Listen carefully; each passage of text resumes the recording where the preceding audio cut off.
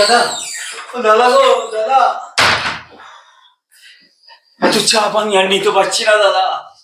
বিরাট চাপ, অফিসে বসের চাপ, বাড়িতে বউ ছেলে মেয়ের চাপ। যতই কাজ করি অফিসে, কিছুতেই বসকে সন্তুষ্ট করতে পারছি না।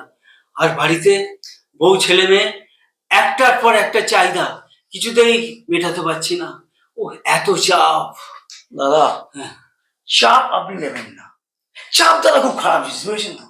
যতই চাপ নেবেন, চাপ আপনার ঘাড়ে করে উঠে নাচবে, অফিসে বসকে করে দেবেন। আমি একদিনে এতগুলো কাজ করতে পারবো না। আর দাদা, এই বাড়িতে বউ বাচ্চা যারা আছে তাদের বলে দেবেন যে আমি এটা পারবো, ওটা পারবো না। দাদা, আপনাকে সাহস করে না, ওই নাটা সাহস করে বলতে হবে, বুঝেছেন?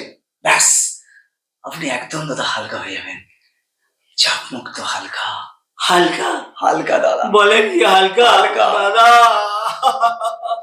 এবারে পুজোতে বউকে বেড়াতে নিয়ে যেতে হবে। পুরী নয়, কন্যাকুমারিকা। আমার ব্যাংকে এই যে পুরো মানি একদম ভ্যানিশ হয়ে যাবে। ও ভ্যানিস হওয়াই ভালো আপনার। তখন থেকে আপনাকে বলছি দাদা, স্ট্রেট মানে সাহস করে না বলতে হবে। যদি আপনি না বলতে পেরেছেন, অফিসে বস থেকে বউ সব ওকে। এই আমাকে দেখুন দাদা, আমাকে দেখুন, আমাকে দেখুন। আমি মন্ত্রী হোক, বস হোক, আর বউ হোক, আমি যেটা পারি না, যেটা পারি না সেটা একদম মুখে পড়ে না বলে দিই দাদা, বুঝেছেন? না বলার সাহস আছে আমার। ইদানিং আমাকে কাউকে না বলতে হচ্ছে না দাদা, বুঝেছেন? না বলতে হচ্ছে না।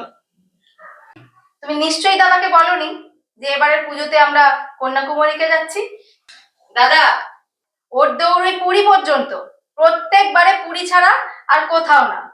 এবারে শুধু ওই আমার চাপে পড়েই ওই কন্যাকুমারীকে যাওয়ার ডিসিশনটা নিয়েছে, বুঝলে?